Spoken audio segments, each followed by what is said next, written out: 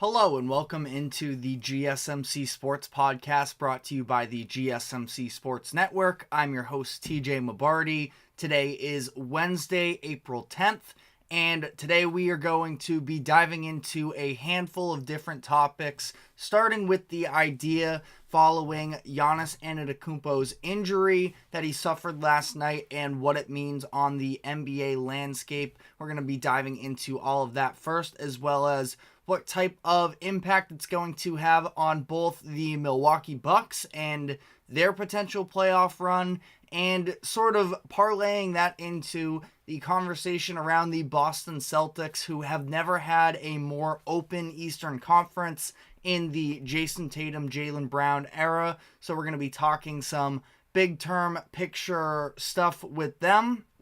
Then in the second half of the show, we are going to be diving into the remainder of the NBA games from last night. And then finally, now that March Madness has officially come to an end, diving into sort of some of the top prospects in the 2024 draft and how some of these prospects had their value impacted by the NCAA tournament. So a whole bunch of basketball on the docket for today. But before we get into all of that, just a reminder to like, follow, subscribe wherever you keep up with us.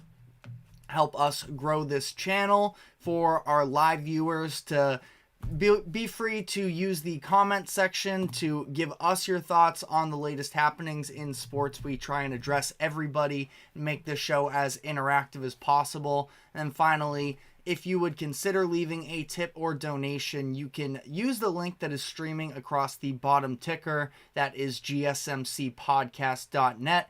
Anything would be greatly appreciated. But now getting into our first segment of the day, talking about Giannis and the injury impact there. Last night, the Bucks played the Boston Celtics on national TV. This was a very big spot for the Bucks, who were on a 4-game losing streak headed into the night, which included losses to the Wizards, Grizzlies, and Raptors. So some of the less competitive teams in the NBA. Now, granted, Lillard did miss both the Washington and Memphis games, so again, I'm not typically one for overreacting, but this Bucks season has just been such a roller coaster. It seemed like things were trending in the right direction for them for a while, but then they hit this losing streak. Doc Rivers puts out the quotes a few days ago talking about the idea of how unbothered the rest of the team seems to be, that they don't bring, quote, the necessary professionalism and seriousness on the road. And, you know, this was a big spot for them on the national spotlight against the number one team in the Eastern Conference to try and have a little bit of a get-right game. And that's what they were doing. They dominated the Celtics last night pretty much all the way through. And everything was going great up until the third quarter when Giannis dropped to the ground with a non-contact injury while jogging up the court. He started grabbing at his lower left leg. Immediately, the number one fear was that this could be an Achilles injury. It was very strange the way he just sort of dropped to the floor like that. And a player in Giannis who really has been an Iron Man through the duration of his career. He's just been so sturdy and available in all of these games, and this was definitely something that was new for him, so that was playing into the concern a little bit as well. He ended up limping off the court, limping out of the stadium. He obviously didn't return in the game last night. It was listed as a left calf strain, and so the Bucks go on to still win this game, but it really was overshadowed by this sudden injury to Giannis that, again, really came out of nowhere. But he got an MRI this morning, and it came out that his Achilles is fully intact, which is great news. No serious long-term damage there, at least as things currently stand. A timetable for him is still a little bit up in the air. I feel like we're probably headed to him missing some time down the final few games of the season. And if you've tuned into the show in the past, I honestly when it comes to the NBA, if you are one of these more experienced teams, I don't concern too much when it comes to playoff seeding. I've been talking about this with the 76ers and Joel Embiid. The number one most important thing in the NBA is just to have your best players available. And I would imagine that Giannis is probably going to slow play this coming back because, as things currently stand, they are the number 2 seed in the Eastern Conference, and there are a few teams on their tail, but that doesn't mean anything if Giannis isn't available to play in the playoffs. So we'll definitely keep you updated with a timetable as it comes out. But people are pointing to a lot today the idea of, yes, this is great. It was just a calf injury, not an Achilles injury. But there have been a handful of people that have pointed to the 2019 playoffs and the Kevin Durant injury, where he went down with a calf injury in that playoff run. It was in the second round. He ended up missing the final game of that series, the entire Western Conference Finals, and then finally he was able to return for Game 5 of that final series against the Raptors, and just very shortly into the game, I believe he only played something around 12 minutes in, he ends up tearing his Achilles and causing some long-term damage, and that is obviously something we absolutely want to avoid here with Giannis. So people are sort of looking at that past history, looking at the fact that Giannis has missed a handful of games over the past month or so with injuries in his left leg. I'm no doctor, but all of the muscles are intertwined to some level. He missed a game with an Achilles injury early in March. He had 2 different instances that caused him to miss time with some hamstring issues again in that same left leg, and now the calf strain. That is definitely some level of concerning that you have to take into consideration here. And again, when it comes to sort of Giannis as well, if we want to stick with that and his idea of how durable he's been throughout his career, we saw the really only significant injury of his career was a hyperextended knee that appeared to be serious at the time that he suffered in the 2021 Eastern Conference Finals against the Hawks, and he somehow was able to very quickly turn himself around then and ended up returning for the finals, where he, of course, dominated the Suns, won Finals MVP, and delivered the first Bucks championships in decades. So, this is something with Giannis. He is such a physical player. He relies on his athleticism a lot and a lot of the quick burst. And for this to take place on a play that didn't have any sort of explosiveness, it was coming right off of an inbounds pass. He was, I believe, the inbounder, and then all of a sudden he drops to the floor. Sort of looked a little bit like the Dre Greenlaw injury. Again, not a torn Achilles, so I'm not trying to overplay this by any means, but just the way that he was just sort of working himself into the play, not even, actively doing anything particularly athletic, and he ends up going down. You hate to see this. Of course, Giannis, one of the faces of the NBA, in my opinion. I know that a lot of people sort of get frustrated with, almost in the Zach Edey-like sense, of the amount of fouls that he draws, and that maybe he doesn't have a bag necessarily, which has been a big hot topic, of course, with the LeBron interview, the podcast episode, I should say, that came out a few weeks ago as well. But Giannis is one of the best players in the NBA. He has been for the past handful of years, and this is a really devastating injury here. Again, not that he's been ruled out for any particular time up to this point, let alone any part of the playoffs, but it is super unfortunate to see this. So as for how it will affect their playoff run, as of this morning, the Bucks have the 4th best finals odds according to DraftKings, at still pretty significant numbers in this case as well.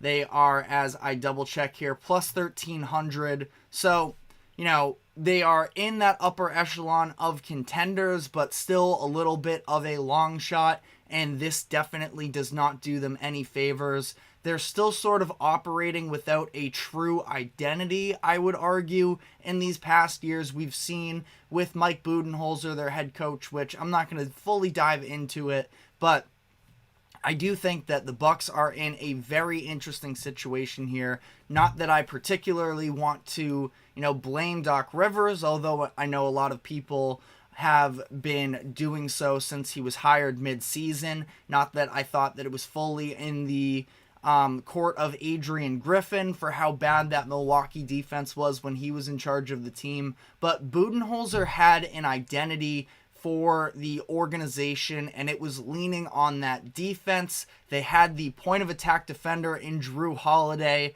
the paint beast in Brook Lopez, who was able to be in the running for Defensive Player of the Year, contesting loads of shots. And while I wasn't the biggest fan ever of Budenholzer, I thought that he was almost a little too stubborn at times. Sometimes stubborn leads to stability as well, and one thing that we haven't seen from the Bucks this year is a stable, consistent identity, and they've improved some. The Bucks defense has. I believe they're currently sitting around 19th in defensive efficiency, which is much improved from where they were prior to hiring Doc Rivers. Their offense has had some bumps. We still haven't really seen the development of the Damian Lillard and Giannis duo there, which, frankly, a lot of people were just assuming that it would, in a flash, become a very scary threat, and I myself thought that if they figure this out, it can be absolutely lethal. There probably won't be a more guardable play in the NBA than a Lillard and Giannis pick and roll, but some of these things do take a lot of time to develop. It's taken Damian Lillard some time this season, in my opinion, to sort of settle into the idea of deferring at times more, where he's been the number one guy his entire career. And while, yes, he's wanted extra help, he has, really run the city of Portland through his entire career, and now finding a way to sort of settle in more, being a bigger contributor on defense. There was the quote that came out about a month or so ago when Patrick Beverley was talking about the idea of Lillard, where Lillard has said, at times I haven't been really asked to have to play defense. And now that is obviously not the case here in Milwaukee because of the fact that they don't have Drew. Chris Middleton, who has been looking more and more athletic as the past few weeks have come by, as he's still trying to work himself back from a slew of injuries dating back to a couple years ago. He's not necessarily the all-defensive caliber wing that he once was, and all of it has just been sort of jumbled where, frankly, if you look at the numbers, they're just sort of mediocre on both sides of the ball. They don't do anything, particularly incredible, and they have the ceiling as high as just about anybody in the NBA, really. But also when you talk about sort of the personnel that they have and wanting them to be better at defense, and this is why, Doc Rivers, for as much as he does sort of talk and throw other people under the bus some, I feel like the NBA is sort of the sport that has the least amount of pressure on the head coaches in terms of how much they can actually impact a playoff series. Now, sound off in the comment section if you disagree with that take, but when you look at the NFL is obviously one of the most premier examples of the importance of coaching, but we just finished up March Madness. We have seen as well with that, the level that coaching can have on a program, and there's so much that goes into college coaching that we're not even going to fully dive into. But again here, I think that a lot of this does fall on the players, and I can't say they're rudderless necessarily because they have, a prime leader in terms of superstar talent.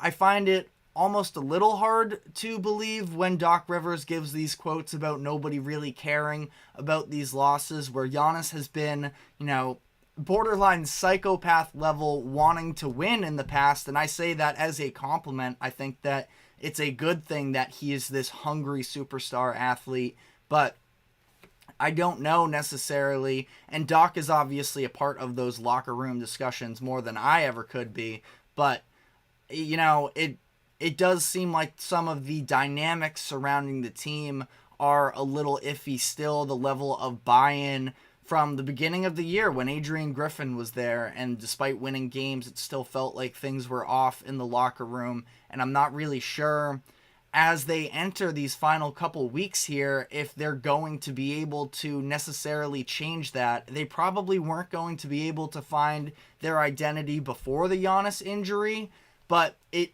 only adds more uncertainty to what they're going to look like headed into the playoffs. Now, of course, we're going to need all of the final details before making any definitive conclusions, but definitely not looking great for the Bucks here. I wouldn't count them out by any means. You still look at the rest of the Eastern Conference, and that's something that we're going to dive into, especially a little more in the next segment. But I still do have a hard time picking a lot of these other teams over Milwaukee when it comes to a 7-game playoff series. But in terms of how they match up against the Celtics, and listen, if you want to point to the regular season games from this season and say, well, they blew the Celtics out twice, I mean, I can't disagree with the fact that they did do so. I just don't put as much stock into those regular season games. Some of the surrounding circumstances, and I know that the other popular thing to do on social media right now is when you sort of provide extra reasoning, it's the idea of coping, and I don't think that that's necessarily it, but again, I feel like the Bucks are going to have to, when we talk about the idea of identity, they're going to have to, I don't think that defense is just going to appear out of nowhere. They're probably going to need to outscore other teams to be a real threat.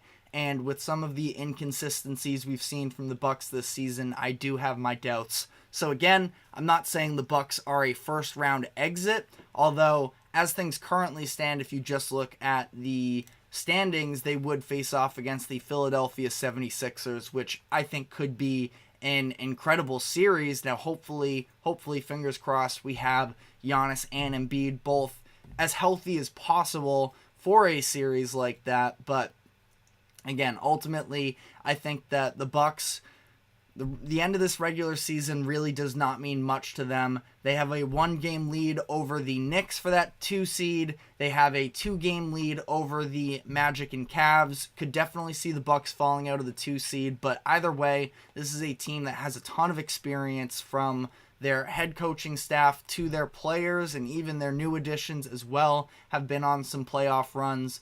I wouldn't be overly concerned about the seedings in particular, but are they going to be able to, find out what type of a team they are in terms of play style wise? That's going to be enough to overtake the Boston Celtics, who we are going to be taking a deeper dive into when we come back on the other side of our first break here. So don't go anywhere. We will be right back.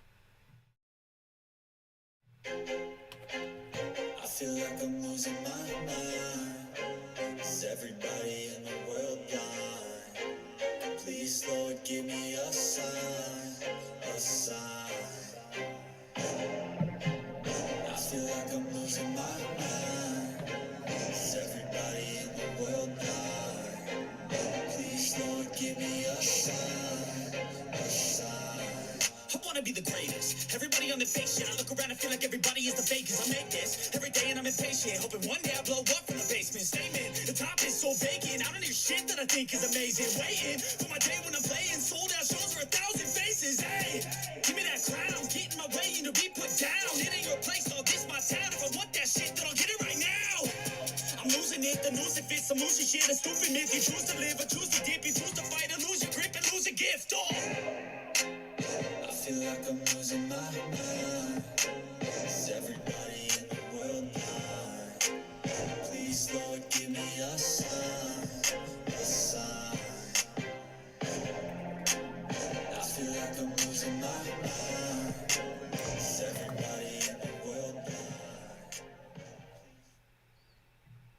Welcome back into the GSMC Sports Podcast. We just reacted to the news of Giannis Antetokounmpo going down with his injury last night against the Boston Celtics. The current state of the Bucks, who are the second favorite team betting-wise to win the Eastern Conference, behind, of course, the Boston Celtics.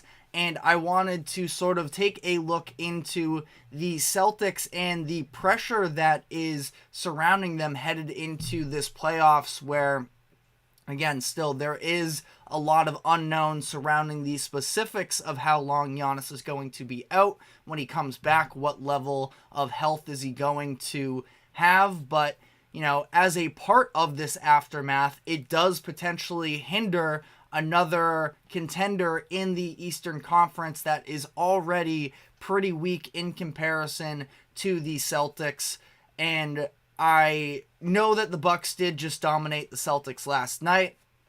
Like I sort of alluded to in the previous segment, wasn't a great look for the Celtics to get blown out to that level.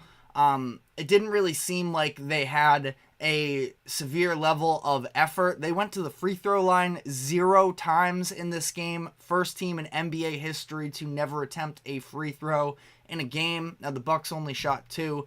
Just ridiculous as a whole. A lot of people are saying that the refs took the night off. But again, I think that was also partially due to the fact that the Celtics, who didn't start Kristaps Porzingis, they didn't play Al Horford, they just didn't really feel the need to, show up in this game, which is fair. They locked up the 1 seed over 2 weeks ago. But also, if you are going to play the game, sort of feels like you should actually play the game. What's the point of having all your stars out there? For an example of, look what just happened to Giannis, where it was a non-contact, just jogging up the court thing that ended up being his injury. But again, one way or another, I don't think that last night really means all too much. The Celtics are the betting favorites to win the finals as things currently stand on DraftKings. They are plus 175 to win the finals, along with being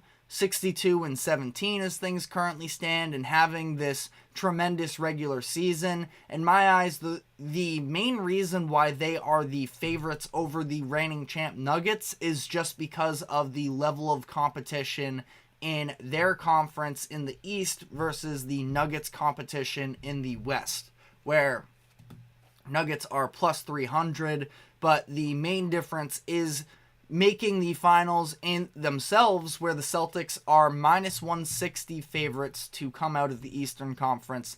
The Nuggets are at plus odds at plus 150. So if I were to, right now pick a team to win the finals, I would probably still lean with the Nuggets in that sense. But the Celtics also obviously have an incredible case as to why they should be the favorites. And this is a team that has been hovering around the final few rounds of the Eastern Conference for the past handful of years. They've made the Eastern Conference Finals in 3 of the past 4 years, made the finals in 2022. You can argue, I'm not saying definitively, but you can argue if Jason Tatum doesn't go down with that ankle injury early in Game 7, and yes, I know he played, but he was very clearly hindered.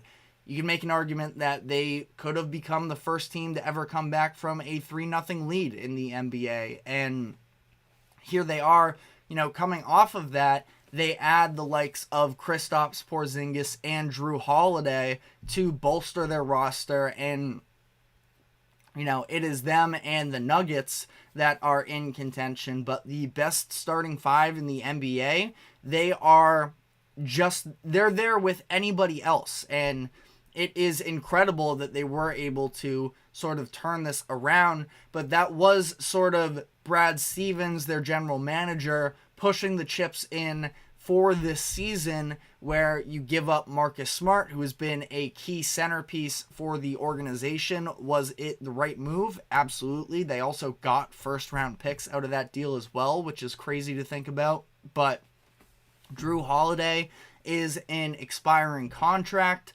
They already just gave Jaylen Brown the most lucrative contract in NBA history, during last offseason. That title is going to go to Jason Tatum likely this offseason when he is due for his contract extension.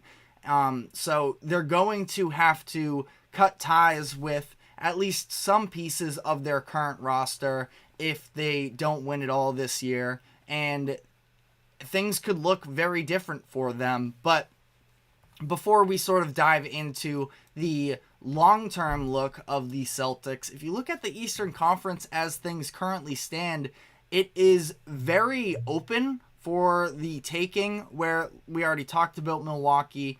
I think that the Celtics sort of win. I think the Celtics win that series even with Giannis. Now with a hindered Giannis, that adds to it as well. The Knicks are a team that I've been high on at times, but health has been a massive issue for them. We still haven't really gotten to see.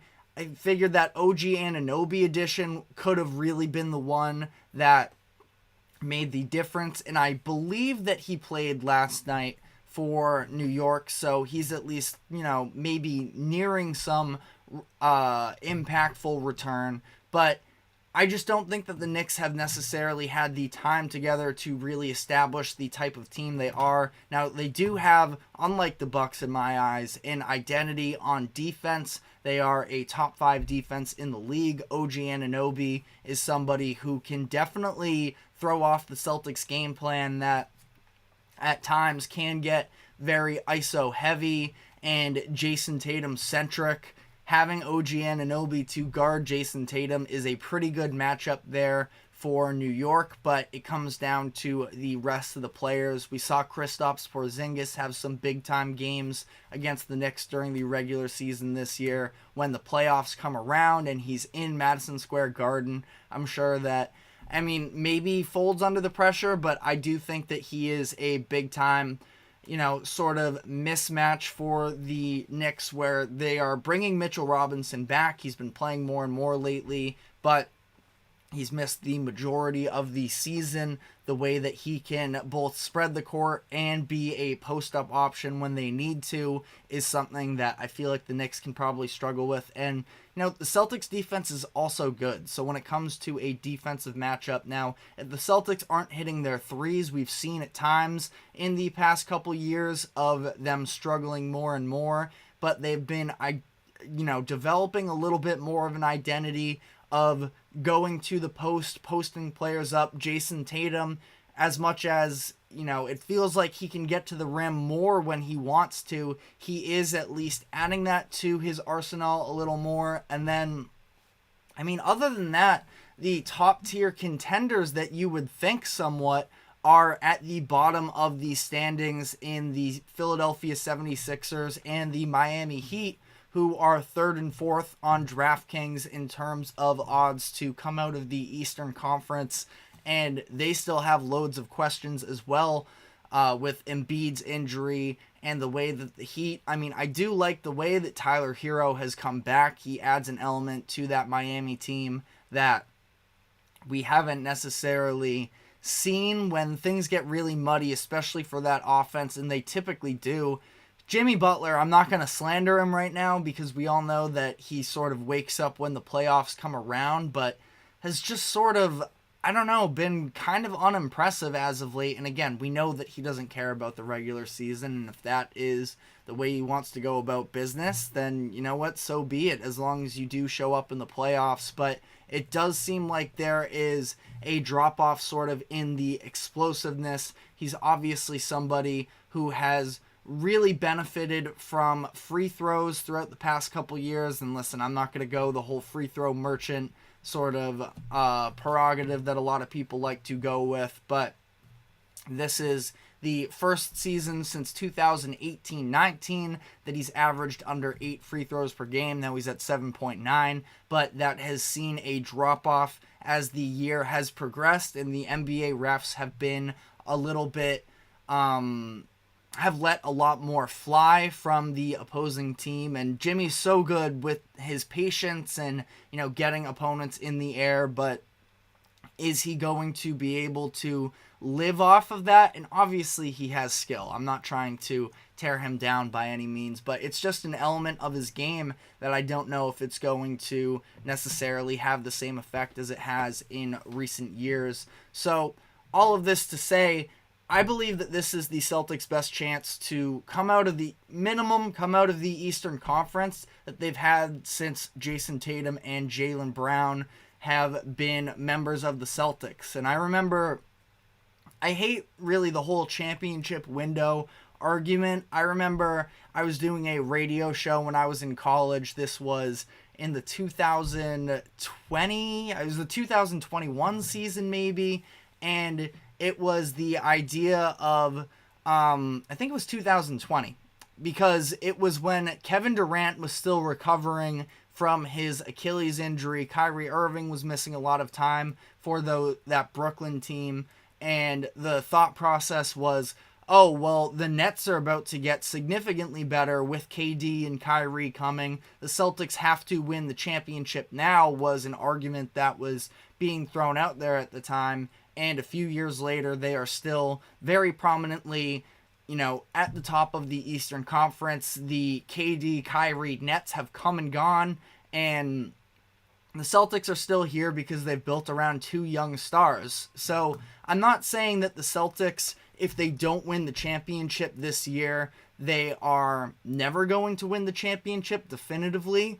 But it does sort of feel like this has to be the year for them where so many things have broke in their favor. The Eastern Conference, again, a lot of exciting young teams that are taking steps in the right direction. You have the Orlando Magic, who have come out of nowhere and are in contention for that potential 2 seed, led by a couple of young stars as well. The Pacers, although they have been a little more, struggling a little bit more down the second half of the season, they're a team that should only continue to get better as the years come. So, again, there's definitely talent in the Eastern Conference, but when you look at, top 5 for top 5, the Celtics should definitively be the number 1 team in the Eastern Conference, and if you're at least looking at the standings, they are, with a 14-game lead over the number 2 seed. Again, they clinched the number 1 seed in the Eastern Conference before any team in the NBA even clinched a playoff spot. They did so back on March 25th, I believe it was. So this has been a long time coming for the Celtics. They have one of the best point differentials in NBA history, and things are going to only get harder to keep together this nucleus as time goes on, especially with, we're seeing, as the years go on, these new CBA rules about the second luxury tax threshold and how hard it makes it to build your roster. Celtics don't really have reinforcements coming up the ranks necessarily from their recent drafts. They've been much more focused on capitalizing now. They actually have to capitalize now because, like I said, things are going to... I'm not even looking at the competition elsewhere in the Eastern Conference, although I think it is going to get better. They are going to have some decisions to make. They likely won't be able to keep Drew Holiday, and when they don't have that, what's their answer going to be at point guard? Is it going to be Derek White running the one? Who I love Derek White, but he's not necessarily a traditional point guard. There's all kinds of sort of arguments when you talk about cap hit. Kristaps Porzingis is making up a bunch for the Celtics as well. Al Horford is getting older. At some point, he's likely headed towards retirement. So there's a whole bunch of factors for the Celtics going forward. It kind of seems like outside of the Denver Nuggets, any loss to a playoff team, barring any serious injuries that sort of make the conversation different, it feels like the Nuggets are really the one team that it would be somewhat acceptable for them to lose to. Again, playoffs haven't even started. I'm not typically the overreaction type, but just sort of looking big long term here with the Celtics, this does seem like it has to be their year, and if not, they're going to have to make some big changes. Is it possible to win with Jason Tatum and Jaylen Brown as your top 2? That is a conversation that was thrown around a little bit couple years ago, and the Celtics responded with a finals run and another Eastern Conference finals run, but something that they're going to have to revisit because of the amount of money that's going to be wrapped up in those two in particular. So if the Celtics don't win it all this year, I think we're especially going to see some big-time shakeups from the organization going forward. But that is all we have time for on this subject. We're going to be taking our second break, and when we come back on the other end, we're going to be diving into last night's NBA games. So stick with us, and we will be right back. Looking for your daily fix of sports talk without having to pay for it? GSMC Sports Network is available on YouTube. Just search GSMC Sports Network. Get your fix of daily sports talk shows on YouTube, absolutely free. NFL, college football, NBA, MLB, MMA, UFC, fantasy football, and so much more. GSMC Sports Network has shows running all day long, with new sports shows starting every 2 hours. Just like on your favorite cable sports channel, except GSMC Sports Network is absolutely free. Just search GSMC Sports Network on YouTube to catch one of your new favorite shows, like the GSMC College Football Podcast, Chip Shot Football Podcast, Hoops and Heels Women's Sports Podcast, GSMC Basketball Podcast, and so many more. Check it out for yourself. GSMC Sports Network, now available on YouTube absolutely free. Search GSMC Sports Network on YouTube right now. Welcome back into the GSMC Sports Podcast. We're headed into our third segment of the day, going to be recapping the NBA action from last night.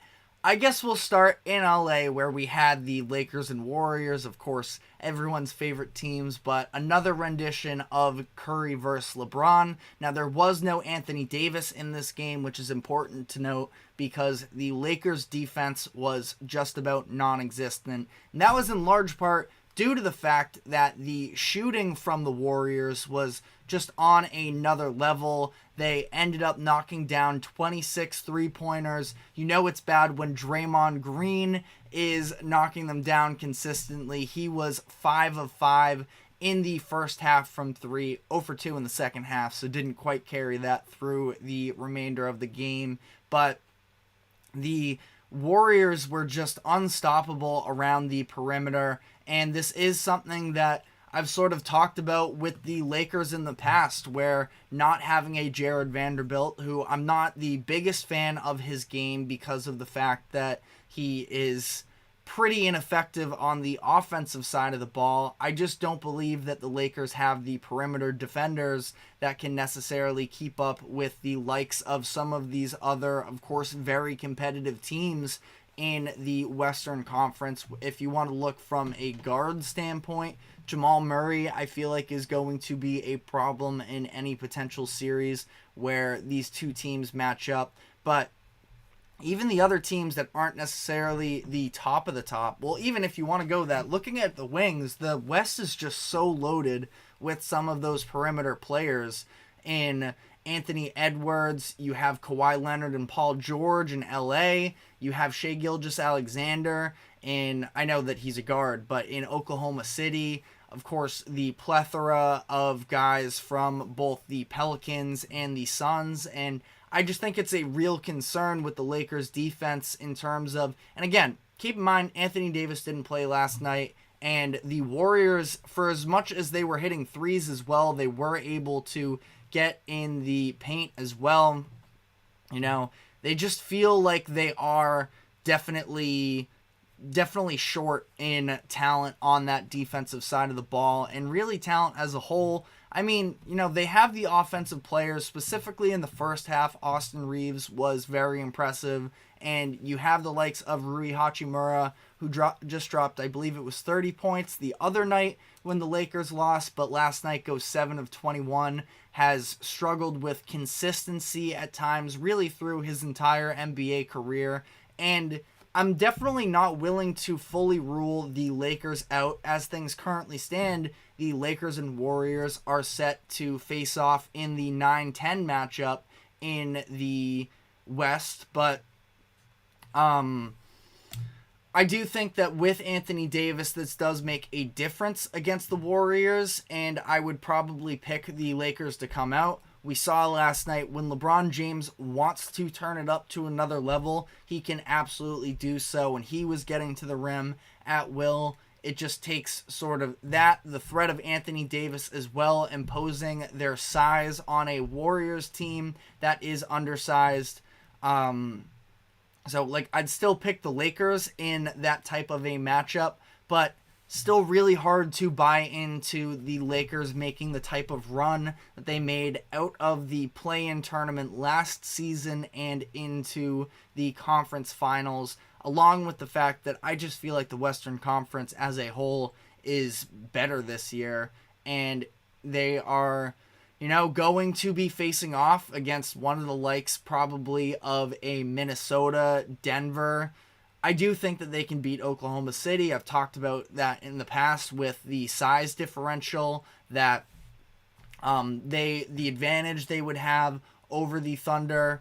And as Kirito said, AD needs to ask Kareem for his goggles because, yeah, AD left their game the other night after being poked in the eye and ended up missing this game as well. So I'm sure to see a Lakers potential run here, Kareem would maybe be willing to spare his goggles, but at the same time, I think the Lakers are going to need more than just goggles for Anthony Davis, and going to be really interesting to see how this all plays out with LeBron James that I'm sure you all don't want to hear me talk about right now. We are going to sort of get to that as the Lakers season sort of comes to an end as far as what the long-term future of LeBron in LA looks like. But as for now, that was definitely the standout game from last night. Again, maybe a little bit of a preview between the teams in the 9-10 matchup.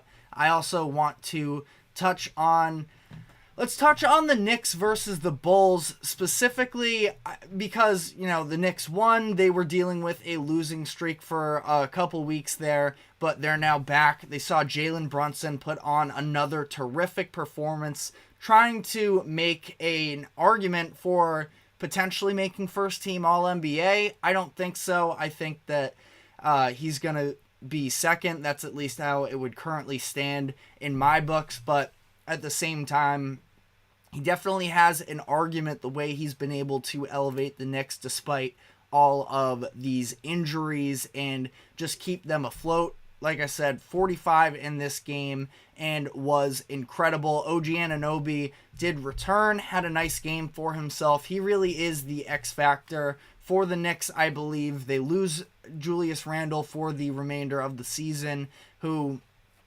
I've been on record, I'm sort of meh on Julius Randle. He adds a level of offensive creation that the Knicks don't really have outside of Jalen Brunson, but I also feel like there's just the other antics of Julius Randle that I'm not a huge fan of in particular.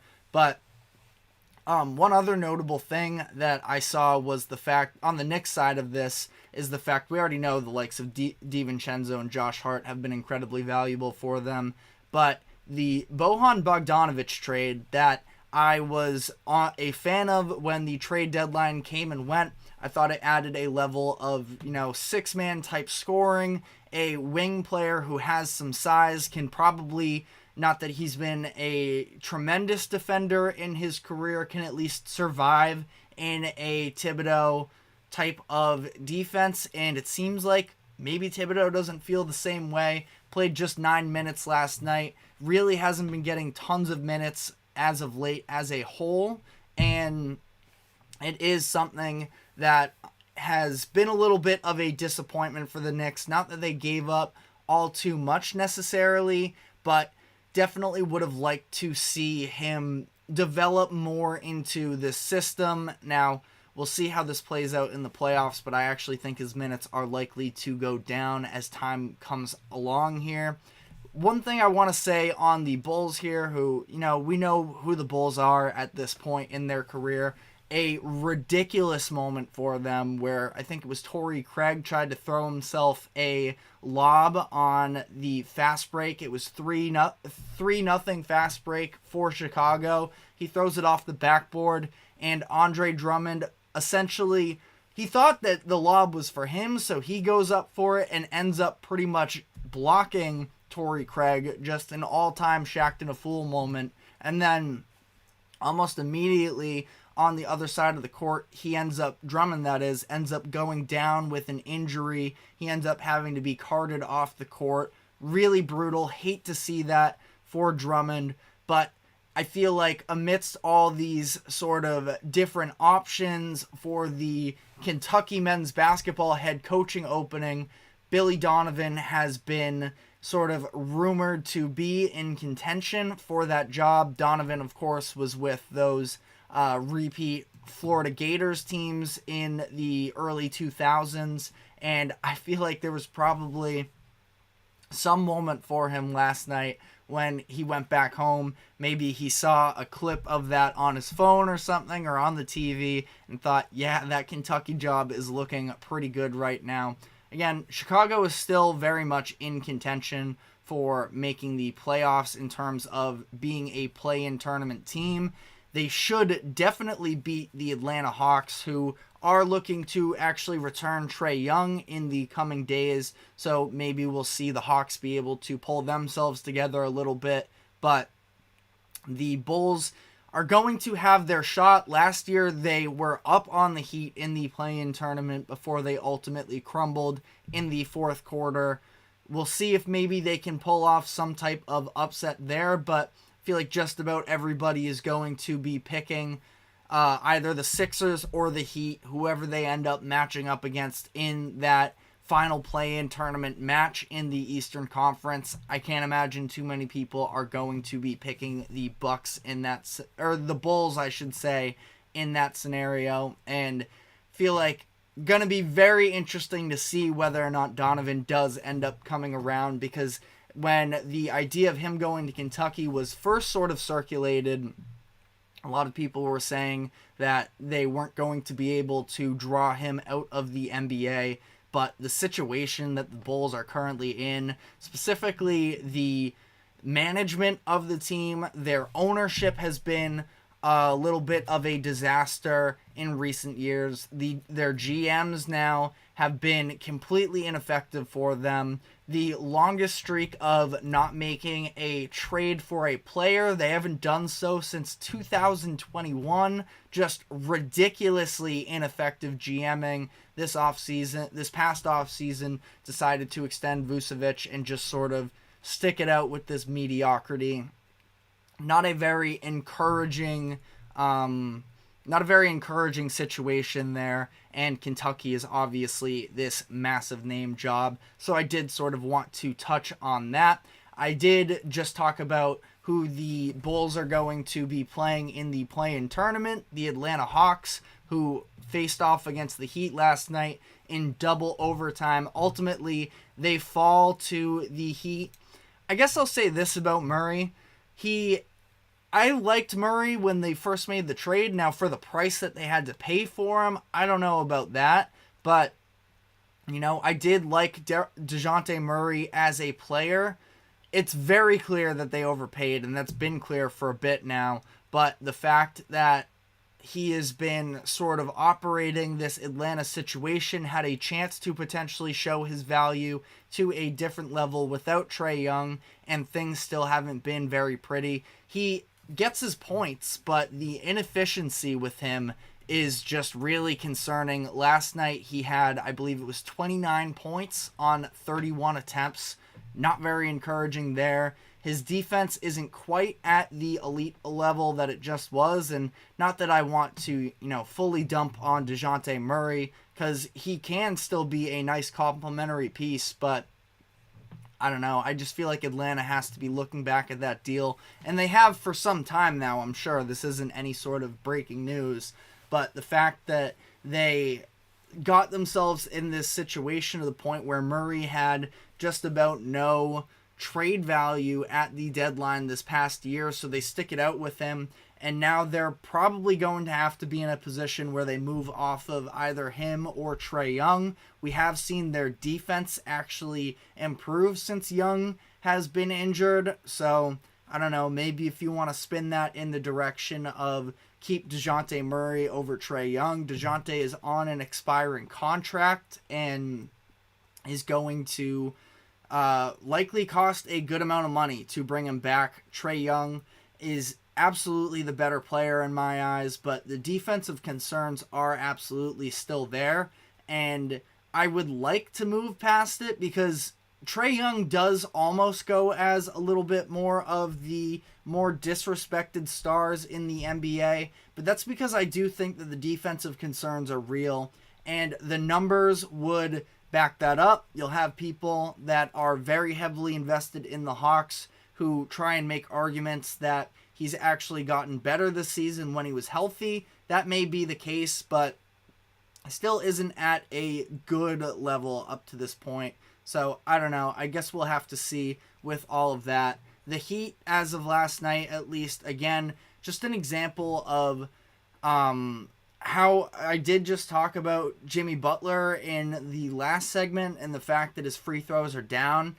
When he plays undisciplined teams, he can still get to that free throw line. He got there 13 times last night, hit 10 of them to contribute to a large portion of his scoring. But, you know, the shot making, I feel like, just in general, isn't quite what it's been before. Now, again, you count out Jimmy Butler, he always comes back to make you pay, so it's sort of tough to count him out. But really, for the Heat last night, it was Tyler Hero scoring 33 points, providing that level of creation on offense that the Heat have really been struggling with recently with their sort of muddied up offense. They didn't even have Terry Rozier in this last game. I'm curious how the Heat are going to try to sort of balance the minutes that the two of them play. I don't necessarily see them meshing incredibly together, but we'll also have to see there. Heat are just a sleeping giant year after year, and I don't want to fully count them out. But it's not like last night I came away with this game, this double overtime game, against a shorthanded Hawks and said, okay, they're back. But on that note, we are going to be taking our final break of the show. When we come back on the other side, we're going to be taking a look at some of the NBA prospects for the 2024 draft now that March Madness has wrapped up and they've played their final college games. So stick with us and we will be right back.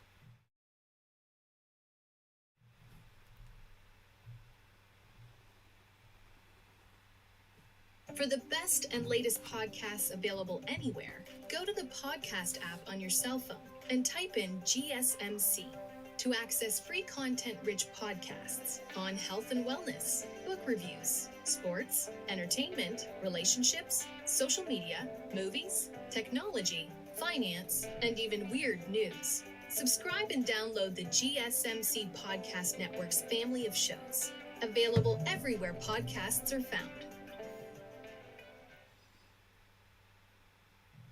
Welcome back into the GSMC Sports Podcast. We're headed into our final segment of the show. Now that March Madness has officially come to a close, I want to sort of talk about some of the NBA prospects that have risen, have maybe taken some type of a falter in their draft stock, but just sort of talk about this class as a whole that, as we know, has not been necessarily talked about in the best of light, where there are some scouts out there supposedly saying it is one of the, if not the worst draft they've ever seen.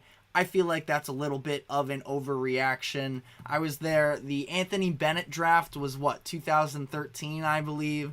And I feel like there are going to be more contributors. Yeah, 2013 was a very rough class looking back at that one, where just not very many, outside of Giannis, who was outside of the lottery. Giannis obviously was not the prospect that he is now, but definitely a pretty lackluster group there, especially when you look in the lottery itself. But as for this upcoming draft, I do feel like there are going to be a number of players that can get rotational minutes, and I want to start by just talking about the players that we have most recently seen in UConn and Purdue. Really, we're talking about one guy in Purdue and a handful of potential guys in UConn. We're going to start with the national champs and UConn, and talking about Donovan Clingan, who really was the biggest riser in the eyes of the public throughout the NCAA tournament.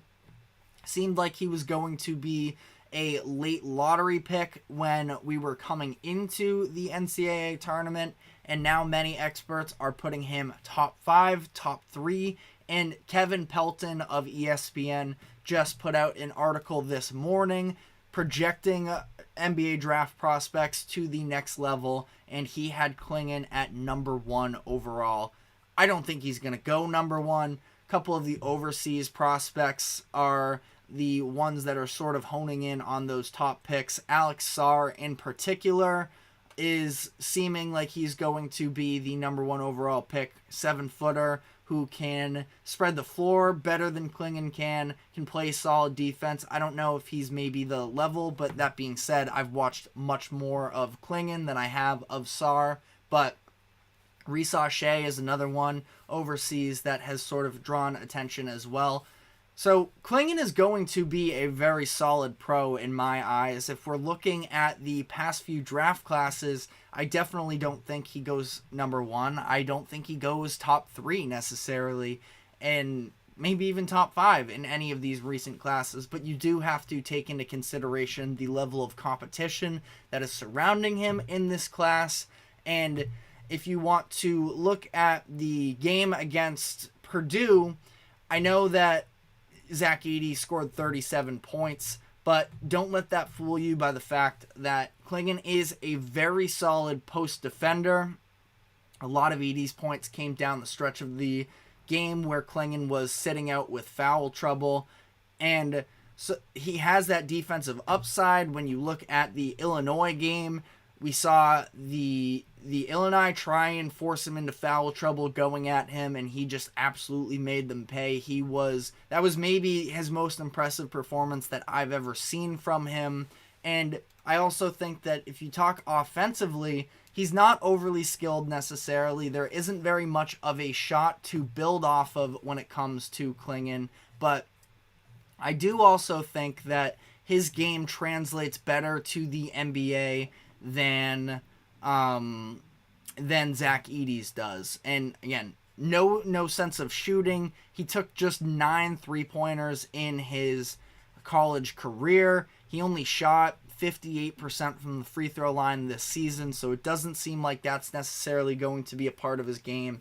But I feel like I trust the pick and roll game with him, with the instincts that he has, the angles that he takes on his rolls, his hands in terms of, not just catching the ball necessarily, but some of those redirection lobs can be impressive with him as well. And when you look at Edey, who I guess we'll just dive into on the other end of this sort of evaluation. With Edey, yes, he has the size. He's 7'4". He's going to be a first-round pick. He's somebody that is absolutely worth a flyer on. I don't think that is good enough to be a lottery pick, especially when you look at the fact that, all through his college career, especially this season, we saw he can't really handle himself in the pick and roll game. He's someone that has to drop into coverage, maybe in certain systems that can have some success, but I think he's going to get exposed at a higher level when the level of shot creation and shot making is higher. So as a bench big, he can definitely be good. I think somebody made the comparison to Boban Marjanovic and just being a massive body and sort of eating minutes at times. I feel like that could maybe be seen as a little disrespectful, but at the same time, with Edey, the majority of his points came off of these post-ups that are just pretty rare. The, back to the basket, big man post-ups doesn't really translate to the NBA level in the same way.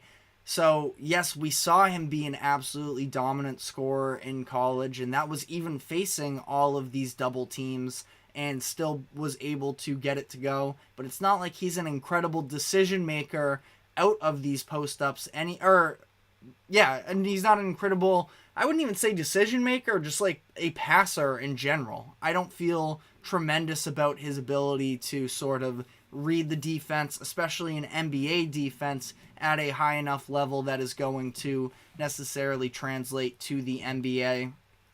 I don't know. Again, I think it's worth a flyer on Edey, and I'm not the only person who's saying this, of course. I can see him being drafted in the first round, and NBA GM saying, hey, look, this is a 2-time Naismith Player of the Year. He's 7'4". Why couldn't we sort of just add him to our roster? I don't know. If you're looking at a team that's in a conference of Giannis or Embiid or Jokic, and you anticipate a matchup like that, he could just be somebody to throw in as a different type of look, to be physical, eat a couple fouls, and not have it ultimately disrupt your game. But outside of a rotational player, I don't know if I necessarily see it with Edey. Somebody I'm higher on is Stephon Castle of UConn, and I've sort of talked about him at various times here. The fact that how athletic he is, and I do think that some of the decision-making stuff with him is very positive. I love his playmaking out of drives. I like the way that he can drive, the intensity that he brings on the glass and on defense as well. For him, it's going to be the three-point shooting. I don't know if I've said this on the podcast or not, but he sort of reminds me of a young Colin Sexton to some degree, where, I wouldn't even say erratic necessarily. He brings the intensity, which is a huge positive. He's willing to outwork just about anybody. He can slash. He is athletic, but the shot can be inconsistent at times. It's not that Castle is scared, and I'm sure that he is going to work on his three moving forward. We saw the fact that he wasn't afraid to take those shots in the Final Four game and the championship game, but is he going to be able to bring it to a level that is at least respectable, that teams aren't going to heavily help off of? That's sort of the question with him, but I like Castle a lot. I guess we'll talk about Isaiah Collier briefly here, because he did just announce that he is declaring for the draft earlier today. The guard out of USC was sort of the guy that overshadowed Bronny James in terms of freshman talent at a USC team that definitely wasn't good, but he was also dealing with injuries this year, so it's not like he had the college season that a lot of people were anticipating. Struggled with turning the ball over at times, but he is lightning quick, that is for sure. Like a De'Aaron Fox type speed. I think that his handle is pretty solid as well. Beyond that, I feel like he doesn't scream to me. He has potential, absolutely. He doesn't scream to me, day one starter by any means, but he can definitely work his way into a rotation.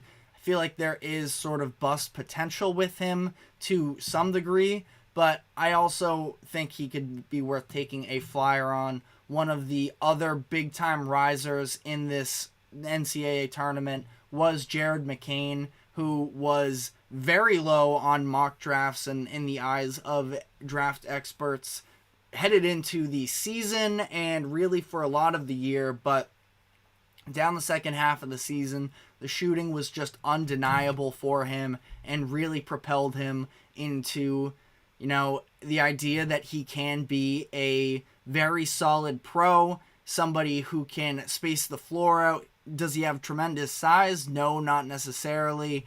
He probably has to work on being a little bit of a better passer if he is going to just be relying on his three-point shot. Standing at 6'3" can be a little bit concerning, but also somebody that I do think can definitely work his way into a rotation. Does he have superstar potential? Not necessarily in my eyes, but is still somebody that I think should be a lottery pick, and that was a conversation that we absolutely were not having for much of the season. Last couple names here that I will throw out are Rob Dillingham and Reed Shepherd, the guards from Kentucky. both bench players, but they were playing starter minutes and playing the most impactful basketball out of all of the very talented freshman class that Kentucky had this past year. Dillingham is more of an on-the-ball guy offensively. We know that he can create his own shots. He's a tough shot maker, and he does have a little bit of that more, lead guard role in his future. Feels like a Cam Thomas, maybe an early Jalen Green type archetype that he can sort of follow there, but shows a lot of positives. Defense is fine, but also not particularly incredible in my eyes. Reed Shepherd is one that he sort of fills in as more of a role player that he seems like a safe pick to me, where it's not like he is tremendously athletic, but his hands are phenomenal on defense, helps lead deflections and steals. He knocks down his shots, and he was disappointing. Both of them really were disappointing in Kentucky's loss to Oakland, which hurt them to some degree, but the fact that they were able to put together the seasons that they did in their niche sort of roles and buy into how that was going to help contribute to the team as a whole. And I know disappointing loss against Oakland, but for all the ups and downs they had, they did still finish as a 3 seed in the tournament, which definitely looked unlikely at certain points of the year. So that is all we really have on the prospects for now. I'm a big fan of Jacoby Walter as well. I didn't even talk about Cam Spencer, who I also think that from his NCAA tournament appearances, he could have worked himself into a potential flyer as well. But we're going to talk more about the NBA draft as it approaches, but still just April, still very early in the process, and we're going to have plenty of time to analyze all of these prospects and the others that we haven't even named yet. But on that note, that is all we have for today. Thank you very much for tuning in. Thank you to the GSMC Sports Network for allowing us to host this show. We are live from 2 to 3 every weekday, 2 to 3 Eastern, that is. Just a reminder to like, follow, subscribe wherever you keep up with us. Check us out on socials as well. But for now, that is all we have. Thank you very much for tuning in, and we will see you tomorrow.